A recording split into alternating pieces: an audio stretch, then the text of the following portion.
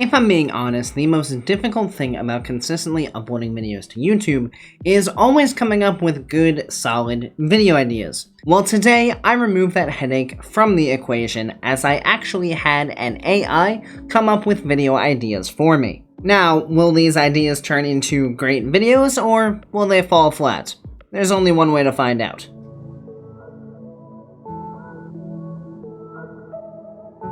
The first idea that the AI suggested was lessons about Rocket League that you can learn from superheroes. Now, upon initial look, it doesn't look like these two things have all that much in common. But if you delve a little deeper, you can actually find quite a few things that you can learn about Rocket League through superheroes. Now, the first thing I'd like to talk about is the most important thing to your success in Rocket League, and that is confidence. If you look at any superhero, they are always the most effective when they are confident in their own abilities.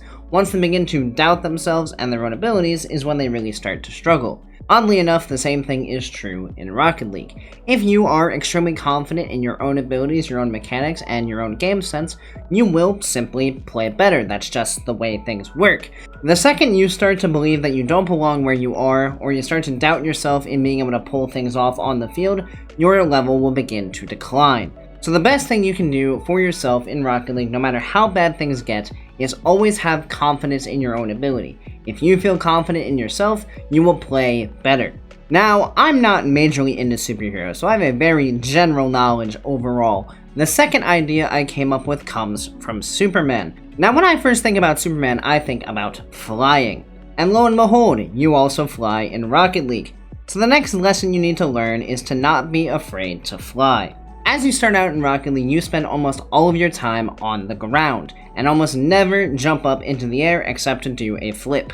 As you move up the ranks, it is imperative that you incorporate aerial plays into your game. If you stay grounded all the time, you're just going to be beat out by high-flying players. So as you're coming up in rank, it is important to be willing to give aerialing a shot every now and again. Even though you might not be comfortable with it, the more you do it, the more comfortable you'll get. And the sooner you're willing to take to the skies, the more dangerous you become as a whole. Next, we're going to look at Batman. Now, Batman is not in himself super. He actually doesn't have any actual powers. But what Batman is really good at is using every tool available to him. And that's another thing we can learn in Rocket League, using the tools you have available. Every single mechanic that you know how to do, whether it be air dribbles, double taps, flip resets, flicks, you name it, those are all tools. You want to attempt to diversify your game as much as possible. If simply every time you get the ball, you take it up into a regular air dribble and don't do anything else, pretty soon the defense is going to understand what exactly you're trying to do in each of those situations and will very easily shut you down. To counter this, you need to diversify your offense by using different tools. Maybe the next time you go up into the air, you go for a fake, or if you're advanced enough, maybe you go for a flip reset. If you're dribbling on the ground and you constantly just keep the ball on top of your car and go for a flick, maybe next time you wait to see the challenge coming towards you and you drop the ball onto the ground for a low 50. It's things like that that can help you improve your offense so much, because the more tools you can incorporate into your gameplay, the harder it will be for the defense to diagnose what you're trying to do and put a stop to it. The last hero I'd like to talk about for this section is actually the Incredible Hulk. Now, the Hulk is good at one thing and one thing only: smashing things. Now, the only kind of destruction in Rocket League is demos, and no, this last tip is not to just demo your opponents as much as possible, although that sometimes has its validity to it. Instead, what I'm getting at here is you should be willing to play strong. Now, what does that mean?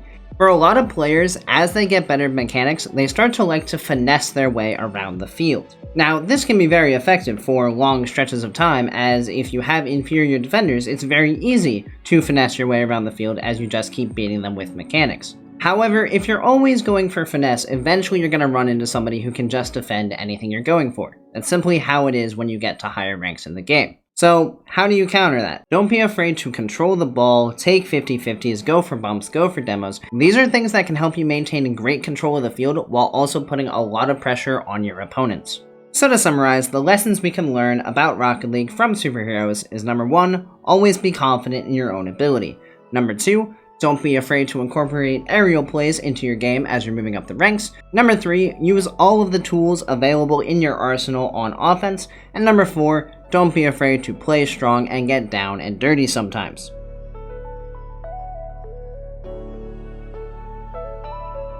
The next suggestion that was given was ways to sabotage your own gameplay. Now, this seems like a bit of a weird one because why would you want to know things that will sabotage your own gameplay? Well, it's pretty simple. Sometimes we might do things that we might not realize is sabotaging our gameplay.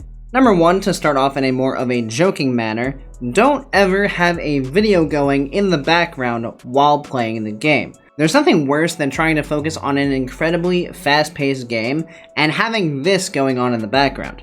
And it is at this moment that the baby duck no longer requires the company of its mother and will move on into the world ducks. By itself. My neighbors have ducks. And they scored again.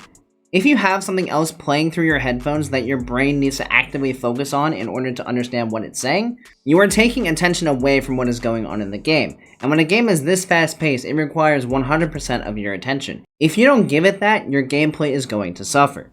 Now to switch over to the gameplay side of things, another thing you can do to sabotage your own gameplay is just never actually practicing. If you always come into the game and just hop into ranked and don't ever spend any time in free play or in training packs or workshops if you're on PC, you are simply hurting your chances of improving at the game. And while playing the game is extremely important and is necessary in order to rank up, if you never spend any time actually training the mechanics that you're going to use in the game, you will never really see the results that you actually want to from the work that you put in. And if you guys want to know how you should be training, you should go ahead and check out that video right up there right now. It's a good training routine that I use to help myself get to GC, and it'll probably help you out as well. Now, the last thing that will sabotage your gameplay is having other things on your mind. This is pretty similar to the first point I made. If your brain is not all in on Rocket League, you're simply not going to play as well as you're able to. So if you've had a particularly rough day or some stuff is going on outside of the game that your brain is kind of really stuck on, I would advise staying out of ranked and keeping it to training. And once any other issues outside the game have been resolved, then you can put your full focus into trying to improve. It's weird to think about ways that you're able to sabotage your own gameplay, but it's important to understand what things can cause issues for you so you know what to avoid.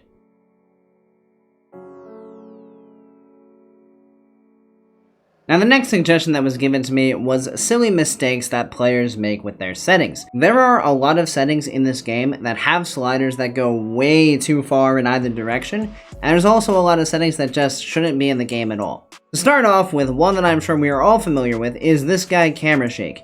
Dear gosh, do not have Camera Shake on at all, because this thing will shake the screen when you jump and when you score. So it's a real pain because it just shakes the screen. So for the love of gosh, if you're using Camera Shake, please turn it off, because it is a silly, silly thing that this game has included that you should really never, ever, ever, ever use. Now, the second setting that you should avoid messing about with too much are these sensitivities. Now, this controls how hard you have to push the joystick in order to get a reaction from the car. So the lower you have it, the more effort you have to put into pushing the joystick around to get the car to react how you want it to. If you put it really, really, really high up, you will lose a crap ton of control. So we've maxed out our settings, and you can see now that the car is just moving very freely. It's very hard to control in the air. It's a lot more obvious in the air than it is on the ground about how hard it is to control this. But it is very important that you don't overdo it on the sensitivities, because it is very difficult then to actually have the car go where you want it to go. Ground is really never as bad as the air. You can certainly play a lot more with the ground setting than you can with the air, because in the air this is just super loose, and it's really easy to overcorrect and not be precise with your touches. At the end of the day, a lot of controller settings are personal preference, but you definitely don't want to overdo it with the sensitivities, as it makes it incredibly hard to be precise with your car's movement. Now, the next thing I'd like to talk about is having your camera set too high or too low. The general sweet spot for most players is somewhere between 90 and 110, but for whatever reason, the camera height goes all the way down to 40 and goes all the way up to 200. Now, if you're all the way up to 200, you'll notice you might have a problem making contact with the ball effectively and really seeing what's going on. So this is something you want to avoid. You don't want to put the camera too high up, as it is incredibly difficult to actually see how the ball is going to interact with the car, especially in this situation where the car just completely leaves the field of view of the camera. Now, similar to that, you also don't want to take the camera height too low, because if you go really low, now you're just playing in the ground. You get a really good look of right behind the car, but it is really difficult to control this how you want to. So it's really important that you find a sweet spot for this, and for most players that sweet spot is between that 90 and 110 range. And again, you don't want to overdo it with this. This slider goes way further in either direction than it really should, and it can be really hurtful to players who don't really know where they should be having their camera set, because they might think, hey, this is great, I can see right in line with the car, like I can see when people are coming from underneath, this is fantastic, I'm just going to play like this. Settings like this can be very detrimental to players when they're starting out, because everyone wants to be comfortable with the settings that they use. But if you become comfortable with something like this, it can actually put you at a disadvantage as you move up in rank, because you just don't have as solid camera settings as someone who sets it in a more neutral area. Now, in the same idea as height comes the distance. This is another slider that is by no means in the right spot. You'll notice that I have it set roughly around the middle at a nice 270, but we can zoom this all the way out to 400, and you are basically looking at the car from space at this point. So you can zoom it out a lot further than you really need to, and this gives you a great view of the field, but it also makes it incredibly hard to see how the ball is going to interact with the car. Once again, you'll notice a trend with these settings is that if you don't have them in a bit of a sweet spot, seeing how the ball and the car are going to interact is quite difficult. Now again, similarly to the height issue, we also have that you can make it too close. So if we take it all the way down to 100, you'll notice that we're basically playing first-person Rocket League. And again, this is extremely not worth it, as now you can't see any of the field at all. So it's things like this that you want to avoid. These are extremely silly mistakes to have your camera way too close, or way too far away, way too high, or way too low. So you want to make sure that you're setting them in that nice sweet spot. For the distance, the sweet spot is somewhere between 260 and 290-ish is generally where people will go. I like a nice 270. It's very easygoing, very nice to look at. I think it's a great distance to have the car from the camera. It really is a nice neutral area. As we come to a conclusion on this section, it's important to disable camera shake. Don't have your camera settings too high or too low. Don't have them set too far away or too close. Don't have your sensitivity too high or too low. And now, the last topic that I was suggested for this video was learning Rocket League in 10 minutes. Now, I'm not going to take up a full 10 minutes of the time here to go through a general idea of Rocket League, but in a general sense, this is Rocket League. Let me reset. This is Rocket League right here. This is what Rocket League looks like. This is the ball. This is the main object that you're going to be chasing around the field. The goal of Rocket League is exactly like soccer. Each team is trying to score in the opposing team's goal. Whoever has the most goals at the end of 5 minutes wins. Each side, if we're talking about the esport, has 3 players, although in the game itself, there is also 1v1, 2v2, and 4v4. Of course, no one plays 4v4 because you don't get any time on the ball, and it's basically magnet ball with everybody chasing it around the field. Now, one of the core ideologies of Rocket League is called rotations. This is how we define how we move about the field. And with 3 players, it's normally pretty simple. It just means that players should move around the field in basically a circular motion, with having 1 player pushing the ball at a time. So for example, if we have 3 players going in a circle, and the ball is, say, going into our corner here, as such, we would have 1 player coming out to pressure the ball, like this, and then after he plays the ball, once he gets off of it, we would have another player following them up to come in to play the ball, as this person would rotate around, and then there would be a 3rd player coming in to play the ball as this person rotates behind both of them. And it's just that circular motion that keeps going, that really keeps the flow of the play moving. And when that rotation starts to be a bit slow or starts to break down to the point that players don't get to the ball when they're supposed to, or just don't challenge the ball at all when they're supposed to, that is when you can run into issues and you end up getting scored on. Now, to briefly touch on tactics, there are a couple of ways to play this game. Number 1, you can be very grounded. This means taking the ball on the ground and making a bunch of plays from here, like flicks and such. The second way is to play very aerial-based. That means, obviously, we're going to take this ball, and we're going to go up into the air, and we're going to try to make a play from up here. Maybe dribbling it through the air, and this is how we'll play. A lot of air-based play. And then the third way to really play Rocket League is a very physical-based game. Now, if you don't know, in Rocket League, The only way you can really impact your opponents is through bumps and demos.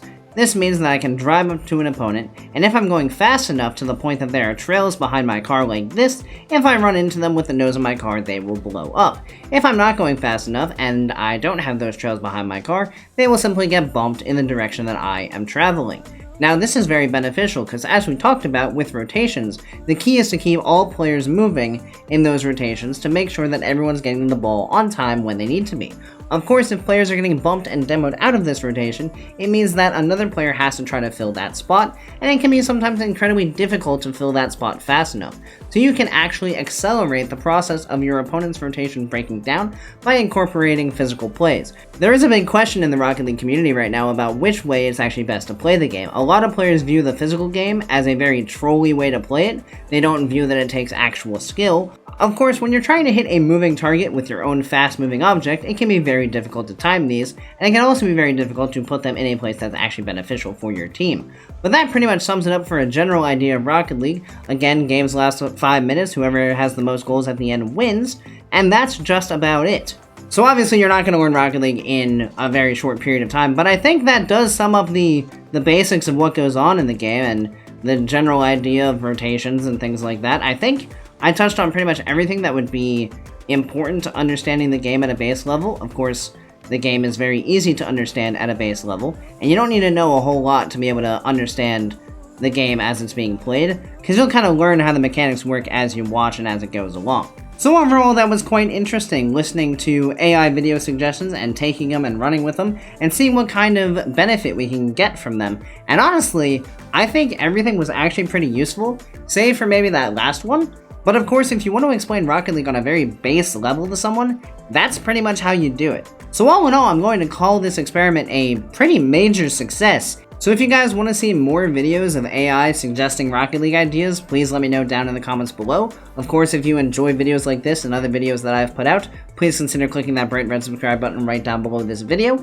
It really does help me out a lot more than you guys realize, and I really do appreciate it. So thank you everybody so much for watching. I hope you have a great rest of your day, and I'll see you next time. See you later, guys.